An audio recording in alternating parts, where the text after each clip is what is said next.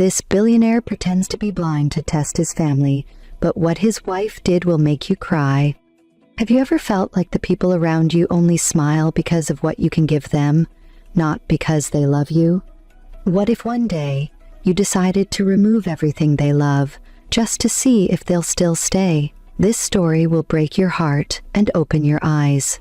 It's about a billionaire who pretended to be blind to test his wife, his children, and his entire household. But what his wife did behind his back will make you cry. The gentle sound of jazz music floated through the air-conditioned halls of Chief Adedayo's mansion in Lakey Phase 1, but inside the master bedroom there was no peace.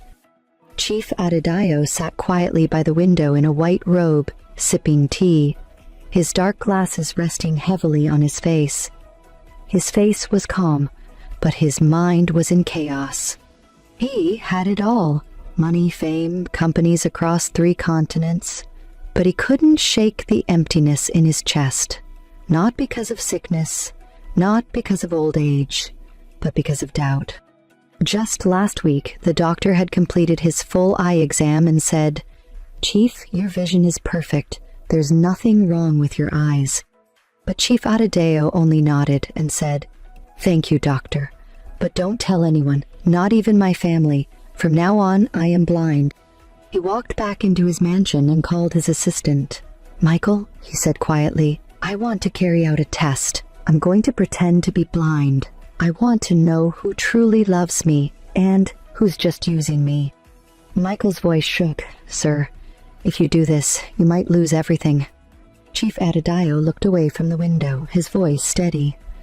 "Then so be it." That evening, he called his wife Maureen, his daughter Zara, and his son Jide into the living room. The chandelier above sparkled like diamonds. Maureen walked in first, her silk gown sweeping the floor, her perfume leaving a strong trail behind her. Zara followed, her long nails clacking against her phone screen, pausing only to glance at her TikTok views. Jide, the youngest, walked in quietly, holding a book under his arm. "Daddy, what's going on?" Zara asked impatiently, barely looking up from her phone. Chief Adedayo removed his glasses slowly. I can no longer see," he said calmly. "The doctors say I've lost my sight. Completely." Maureen gasped, rushing to his side. "Oh my God! What? How?" Zara paused her phone. "Wait, what do you mean? Like, blind? "Yes," he said. "From now on, I'll need help. I can't see anything." Maureen held his hand. "Don't worry, darling. We're here for you." Zara faked a sob. "This is so unfair. You don't deserve this, Dad." But the moment Chief Adedayo turned his face away, their hands dropped. Their eyes met. Cold. Calculating. Unspoken plans were already forming. Jide stepped forward, quietly holding his father's arm. "I'll help you, Dad," he whispered. "We'll get through this." Chief Adedayo gave a small nod, but deep down, he already knew. This was only the beginning. The next morning, the entire mansion felt different. The once lively home was now eerily quiet. Chief Adedayo sat in his armchair in the living room, holding a walking stick, pretending to be confused as he turned his face toward the sound of footsteps. "Who is that?" he asked, his voice soft but firm. "It's me," Maureen answered, walking past him with her heels clacking sharply against the marble floor. "I'm going out. I'll be back." "To where?" he asked. Marie hesitated. "Just a spa, to clear my head. I need to stay strong for you." Adedayo nodded slowly. "All right. Please be careful." Marie turned away, rolling her eyes. Blind and still suspicious, she walked into the garage, where her real destination waited. Jasper, a young man dressed in white jeans with a trimmed beard and a cocky grin leaning against a car. "You kept me waiting," Jasper said, wrapping his arm around her waist. Maureen kissed his cheek. "That old fool finally believes I'm his eyes. I told you it would work." They got into the car and drove off. while Chief Adedayo, still sitting calmly inside, pressed a small button hidden in his cane. Location tracker activated. Audio recording started. Back inside, Zara was in her room with two friends, laughing loudly while scrolling on her tablet. "Look," she said, "I've already listed Daddy's Bentley for sale on this app." One friend gasped. "Won't he find out?" Zara laughed. "He's blind, babe, blind. He doesn't even know what time of day it is. Besides, once he's gone for real, all this becomes mine." They clinked mocktail glasses together and burst into laughter. Downstairs, Jide walked into the kitchen and found his father blindly reaching for a cup. "Let me help, Dad," he said gently, holding his father's hand. Chief Adedayo nodded. "Thank you, son. You're the only one who hasn't changed." Jide frowned. "What do you mean?" Ide hesitated. "Nothing, just an old man thinking too much." But deep inside, his heart was breaking. That night, Maureen came back late. Her perfume was different, her lipstick smeared slightly. "Welcome," Adedayo said from the sofa. "Did you have a good time at the spa?" Maureen blinked. Yes, it was relaxing. I heard you laughing with someone when you came out of the car." "Oh, that was the driver," she said quickly. Adedayo smiled to himself. "Okay." He could already see the betrayal growing like cancer, but he needed more proof. Later that night, Maureen whispered on the phone in the hallway. "Don't worry, Jasper. He believes everything. We'll move things faster. He won't last long." Unbeknownst to her, Michael, the assistant, sat in a van across the street, recording every word through a hidden microphone in the flower pot. Upstairs, Jide quietly covered his father with a blanket. "Good night, Dad." Adedayo touched his hand. "Son, no matter what happens in this house, don't change. Please."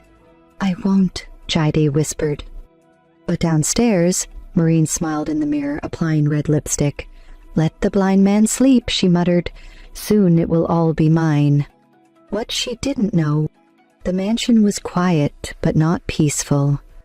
Chief Adedayo lay on his bed, pretending to be asleep. His eyes remained shut, his cane beside him, his breathing steady. But every part of him was listening, waiting. Just past midnight, the bedroom door creaked open. Soft footsteps padded across the marble floor. A perfume cloud lingered in the air, not the one Maureen wore during the day. She didn't say a word. She opened the wardrobe, pulled out a shiny gown, gold heels, and a small black purse. Then she tiptoed out of the room. Downstairs, Jide sat reading on the couch. He heard the main door open. "Mom?" he asked quietly. Maureen froze, then laughed lightly. "I'm just going out to clear my head. The whole blindness thing is stressing me too much." Jide looked worried. "At this hour?" "I'm not a child, Jide," she snapped. "Go to bed." She slammed the door behind her. Maureen's car drove fast down the empty Lekki road. Her heart beat with excitement, not fear. She arrived at the Platinum Hotel, walked straight through the side entrance, and took the lift to room 27. Inside, Jasper was already waiting, shirtless, holding 2 wine glasses. "My queen," he grinned. She dropped her purse, removed her scarf, and wrapped her arms around him. "I needed this." He kissed her neck. "Soon, all this will be yours. The mansion, the cars, the company, all of it. That old man can't even see his own shadow anymore." They laughed. Maureen ran her fingers along his chest. "I've already started cleaning things. The lawyer says once he signs over control, everything goes to me. The blind old fool." In the corner of the room, a hidden pinhole camera blinked silently. Back at the mansion, Chief Adedayo sat on his bed, watching the live feed from a hidden monitor inside his wardrobe. The footage was clear. Maureen and Jasper kissing, mocking, planning. A tear slipped from his eye. Downstairs, Zara was having a sleepover in the guest room with a few friends. Loud music echoed through the halls.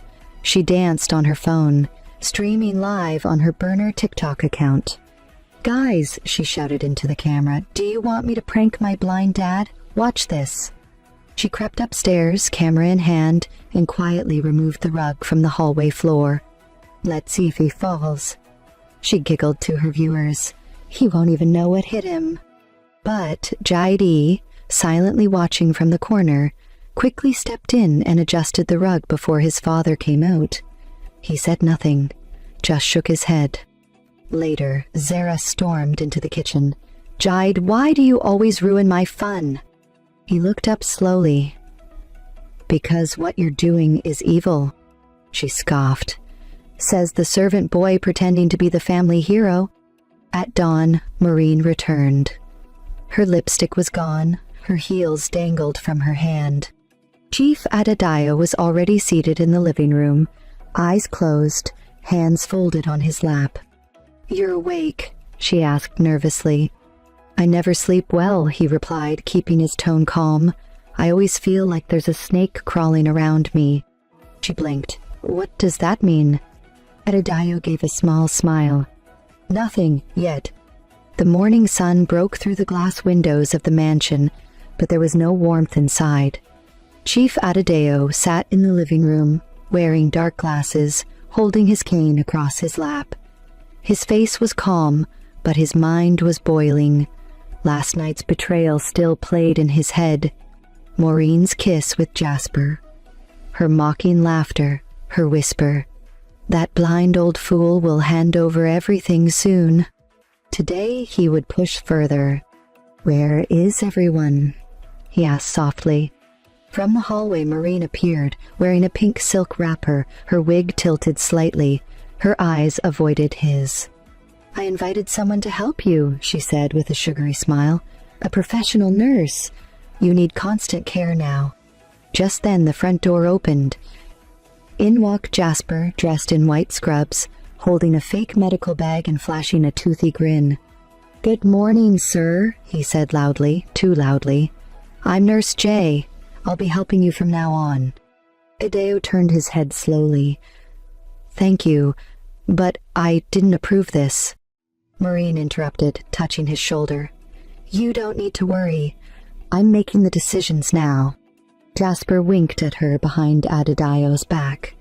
Then he turned to the billionaire and patted his shoulder. Hard. "So this is the famous Chief, Ian?" he said mockingly. "Big man, now blind man. Life is funny, Shah." Maureen chuckled. Adedayo clenched his jaw under the glasses, but said nothing. Upstairs, Zara was filming another skit for her online fans. "Watch this," she whispered into the camera. "I'm going to feed my blind father a spoon of sugar and tell him it's salt." She crept downstairs with a bowl, only to find Jide sitting beside their father, already feeding him breakfast. Zara hissed, "You're always blocking content." Jide turned slowly. "Because this is not content. It's wickedness." She rolled her eyes and stormed off. That afternoon, Jasper lounged on the couch, legs up, watching TV loudly, while Chief Adedayo sat in the corner. "Madame," Jasper shouted to Maureen, "please bring me that cold malt now, my throat is dry." "Yes, baby," Maureen called from the kitchen, giggling like a teenager. Adedayo tilted his head. "Is this how you treat your employer in my house?" Jasper laughed. "Sir, you can't even see me. Why are you complaining? You should be thanking God I'm even here." Maureen appeared with the malt and placed it in Jasper's hand, brushing his fingers. Then she handed Adedayo a warm bottle of water. "There. Be grateful," she said without emotion. Adedayo took the bottle with trembling hands. Humiliation, disrespect, mockery, and it was only beginning. Later that night, Maureen and Jasper cuddled on the living room couch as a Nollywood movie played. Adedayo sat silently in the corner. "You see, babe," Jasper said, "this is our life now. Soon we kick out everyone else and rule." Jidai walked in and saw them. He stopped, his fists clenched. "Mom," he said firmly, "is this really what you've become?" Maureen stood up. Who gave you the right to speak to me like that? Are you the man of this house now? No, Jide replied, but the man of this house deserves better than this. She raised her hand. Talk again, and I'll slap you. Edidayo's voice rang out quietly from the corner. You will not touch him. Maureen froze. Jasper stood, mocking. Blind man wants to act tough. Edidayo smiled faintly. Even in darkness, some men still see more than others. Jide stepped forward. Dad, do you want to go to bed? Yes, son, he said softly. Take me away from this madness. As they walked up the stairs, Edidayo whispered to him.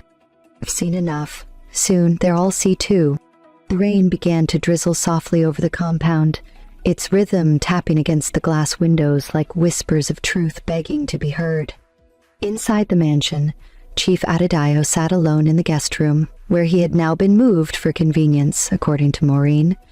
It was the smallest room in the house, with just one single bed and no view of the outside. Blind men don't need a view, she had said coldly. His former bedroom? Jasper now slept there? The humiliation was complete. But today something had changed.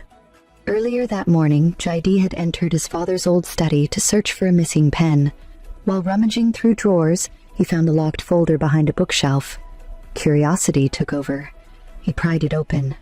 Inside were secret documents, company shares, international property titles, offshore account statements. Billions. But at the back of the folder, a torn envelope caught his eye. Inside, he found a birth certificate, and his name was on it. Jide Edidayo. He paused, confused. Then he saw a letter written in his father's handwriting. My son, one day you will find this. You are my real heir. The world may forget you, but I will never. Love, Dad. His hands trembled. Meanwhile, in the living room, Maureen and Zara sat on the couch in silk robes, drinking wine at noon. Jide is becoming a problem, Zara said, scrolling on her iPad. He's always lurking around Daddy. We need to get rid of him. Maureen nodded slowly. I've been thinking the same. Jasper says we should send him away, maybe an all-boys boarding school in the north, somewhere deep. Like Kaduna? Zara giggled. No Wi-Fi, no network. He'll go mad. They both laughed. Maureen added, Once we get Daddy to sign the documents, I'll remove Jide from everything. He's not even our blood. They didn't know Jide had returned, and was standing behind the curtain listening to every word. He walked away silently. Later that night, Jide entered his father's small room and sat beside him on the bed. Dad, he whispered, am I really your son? Chief Edidayo slowly turned toward him. His voice cracked. You found the papers. Jide nodded, his voice trembling. Why didn't you tell me? I wanted to protect you from their hatred, Edidayo said. They always saw you as less. But you were the only one who stayed. You were the only one who saw me, even when I pretended not to see. Tears welled in Jide's eyes.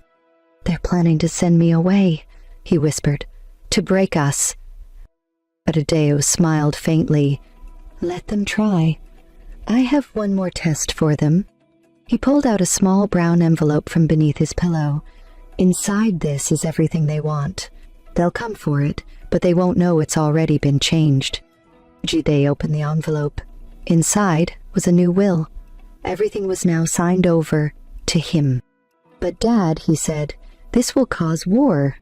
Edidayo leaned forward, his voice now hard. Then let the war begin. Because I'd rather give everything to a loyal son than leave even one heir to a house full of snakes. Outside, the rain had stopped. But the storm was just beginning. The mansion's marble floors sparkled as always, but Chief Edidayo's heart felt heavier than the gold trimmings on the walls. He sat alone in the garden behind the house, dark glasses still on, pretending to listen to the birds chirp. But he wasn't listening to nature. He was listening to the tiny recording device in his pocket, transmitting a live feed from inside the house. From the kitchen he heard Maureen's voice, low and sultry. "Jasper, no one suspects a thing. He thinks you're just a nurse." Jasper laughed. "Let him think. The man can't even see his own disgrace."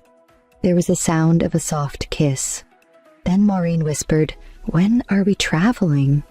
"Soon," Jasper replied. "As soon as the will is changed and the money hits the new account. I've already opened one in Ghana. After that we disappear. Just you and me. And Zara," Maureen added quickly. "She can't survive without soft life." Adideu's hands gripped the arms of the chair tightly. His knuckles turned white. But he said nothing. He just listened. Meanwhile, Zara had her own secret. She'd been sneaking out to meet a man named Mr. Desmond, a married boutique owner who promised to sponsor her influencer dreams. That day, she posted a photo wearing a tight silver gown, with the caption, "City girls don't suffer, we upgrade." The problem? She'd tagged the wrong account. Mr. Desmond's wife saw it. The woman stormed into the boutique that afternoon, dragged Zara by the weave, and tore her gown right in front of customers. "You think because your daddy is blind you can blindfold my husband too?" The fight went viral within hours. Instagram blogs picked it up, comments poured in. "So this is the billionaire's daughter? Fake soft life, side chick with no shame. Even her papa blind, she no get sense." At home, Jaide saw the video. He showed it to his father silently. Adideo watched the screen, lips trembling. "Is this my daughter?" Jaide nodded. "Yes, Dad." Adideo looked away. "I failed them," he whispered. "I gave them too much and taught them nothing." That night, Maureen returned home late again. She tiptoed through the hallway, giggling into her phone. "I swear, Jasper, that hotel bed was softer than this mansion." She didn't know Jaide was behind the curtain, recording everything on video. The next morning, Chief Adideo called a family meeting. He sat on a chair, cane in hand, head bowed. "Zara," he said softly, "is it true you fought in public over a married man?" Zara rolled her eyes. "Everyone's dragging me already. Must you add your own?" "And you?" He turned to Maureen. "Do you know anything about it?" Maureen folded her arms. "You're the one who raised her." Adideo sighed. "And you're the one who taught her how to fall." The room went still. Maureen stood. "Is this your way of blaming me for everything now?" "No," he said. "It's my way of reminding you that even a blind man can see betrayal when it comes from his own pillow." He stood up slowly and walked away, leaving both women frozen. But what they didn't know was that Judgment Day was near. The clouds outside the mansion darkened like an omen. Inside, Chief Adideo sat at the end of the long mahogany dining table, his glasses still on, his cane resting beside him. Every seat was filled. Maureen, Zara, Jasper, and Jaide sat with tense expressions. A briefcase sat at the center of the table. "I've called you all here for one reason," Adideo began, his voice calm but low. "Since my health has changed, it is time to discuss what happens next." Maureen sat upright instantly. "You mean, like a will?" Zara clapped. "Finally! I've been saying we need structure in this house." Jaide looked down, silent. Adideo nodded. "A lawyer will be arriving shortly to read out my decision." Jasper whispered to Maureen, "This is it, baby. The moment we've been waiting for." Just then, a tall, serious-faced man walked in, wearing a suit and holding a document folder. "Good afternoon. I'm Barrister Sylvanus, here to execute the instructions of Chief Adideo regarding his estate." The room grew still. The lawyer opened the folder and began reading. "According to Chief's written directive, the following distribution is to be made." Maureen leaned forward, breath held. "First, to Mrs. Maureen Adideo, all joint accounts are hereby closed. Any access to funds is revoked." Maureen gasped. "What?" The lawyer continued. To Zara Adideo, all vehicles registered in her name are to be returned. Digital assets, including monetized accounts, are frozen due to recent public misconduct. Zara's eyes widened. You can't do that. And finally, the lawyer paused. To Jide Adedayo, all real estate properties, shares, and controlling power of Adedayo Holdings shall be handed over, effective immediately. The room exploded. Maureen stood. This must be a mistake. He's blind. Someone must have tricked him. Zara grabbed the document and tore it in half. This is fraud. But the lawyer didn't flinch. The real documents are secured elsewhere. This was a formality. Formal my foot, Maureen screamed. You gave everything to a boy who isn't even my blood? Adideo turned his face slowly toward her. Exactly. That's why he deserves it. Jasper stood up, furious. You mean I've been feeding this old man for nothing? Rubbish. Jiri stood calmly and helped his father to his feet. You've shown your true faces, Adedayo said. Now face the consequences. Maureen rushed forward and slapped Jide across the face. You little thief! Without warning, 2 uniformed security officers entered the room. Ma'am, we'll have to escort you out. This property is no longer yours. Zara screamed. Daddy, you can't do this. You love me. Adedayo turned toward her voice. Love? The day you mocked your father's blindness for views was the day you buried that love. Maureen fell to her knees. Adedayo, please. I was just angry. He paused. And I was just blind. Then he removed his dark glasses slowly and opened his eyes. Everyone froze. Maureen staggered back. You can see? Adedayo smiled coldly. I saw everything. In the corner, a hidden camera blinked from the flower vase. The final test had just been passed. The next day, the sun rose over Lekki, but for Maureen and Zara, light had become their enemy. The front gate of the mansion they once ruled was now locked against them.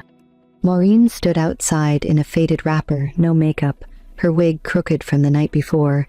She banged on the gate, shouting, Open this gate! I'm still the madam of this house! From behind the walls, no one answered. Inside, Chief Adedayo sat quietly with Jide, sipping tea in the garden. Let her knock, Adedayo said calmly. Let the neighbors hear the truth. And they did. By noon, a crowd had gathered outside the estate gate. Maureen's loud voice, cursing and weeping, echoed down the street. Phones were raised. Recordings began. Ah, is that not Chief Adedayo's wife? One woman whispered. Yes, another replied. The one that was sleeping with the nurse. Hi, so it's true? My friend sent me the CCTV clip. She was kissing the man in their sitting room. Shameless thing. Maureen turned around, recognizing some of the voices. Mind your business, she screamed. One young boy replied, Madamatim, business day TikTok now. You're trending. Zara, standing beside her in worn-out jeans and slippers, snatched the phone from her pocket. No Wi-Fi, no data. Her hands shook. When she finally connected at a nearby kiosk, her jaw dropped. Zara the side chick. Blind father mocked. Nurse and Madam Kant. Chief Adedayo sees all. Videos of her public fight at the boutique, Maureen's affair footage, and even their outbursts during the fake will reading had gone viral, over 3 million views. People in the comments laughed, mocked, and dragged them with fire. This is why you don't bite the hand that feeds you. The way that mother and daughter fell off, cinematic. Where's the nurse now, madam? Oh, he left you for his real girlfriend? Jide is the only real one. Salute to that guy. Zara dropped the phone. Maurice sank to the ground by the gate. I have nothing, she whispered. Nothing. Across the street, Chief Morgan, one of their old social friends, passed by in his SUV. He slowed down, saw Maureen in rags, and quickly rolled up his window. She ran to the car, knocking on the glass. Please, just talk to me. He drove off. Humiliation wasn't private anymore. Even Jasper, the nurse-turned-lover, had vanished. Rumors said he had emptied her savings and run to Ghana with another woman. Inside the mansion, Jide scrolled through the reactions online and handed the phone to his father. "Do you want to see?" Chief Adedeo took it, watched a clip of Maureen fighting a security guard, then Zara crying on a roadside bench. He said nothing, just gave the phone back and whispered, "Now they feel what they made me feel. Invisible, unwanted, alone." Jide nodded. "Should we help them?" Adedeo looked out the window for a long time. "No. Let them taste reality a little longer. Sometimes shame is the only teacher pride will listen to." The world was watching now, and for once, justice had gone viral. The following Sunday, the compound of Chief Adedeo's mansion was packed. Neighbors, extended family members, elders, and old friends gathered after hearing of a family announcement from the chief himself. The large canopy in the compound was decorated in gold and white. A camera crew stood quietly at the back. Reporters whispered to one another. Maureen and Zara were not invited, but they came anyway, faces swollen, eyes hollow, hair roughly tied. They pushed through the crowd, trying to look dignified, but whispers followed them like shadows.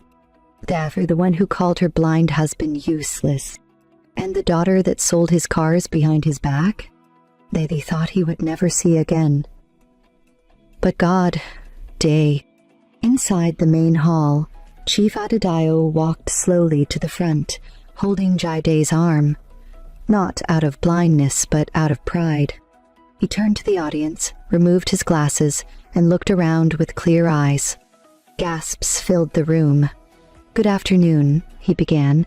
"As you can see, I was never blind, but I was surrounded by darkness." Silence fell like a blanket. I wanted to know the truth, so I pretended, and what I discovered shattered me. He nodded. Michael brought forward a remote control. One click, and a large screen behind them lit up. Video 1, Maureen kissing Jasper. Video 2, Zara mocking her father, removing the rug to make him fall. Video 3, Maureen saying, "Once he dies, everything will be mine." Video 4, Jide helping his father into bed, covering him with a blanket. Video 5, Zara saying, "He's just a blind fool." Video 6, Maureen laughing in a hotel, whispering, "Let him rot." By the time it ended, some guests had their hands over their mouths. Others shook their heads in disgust.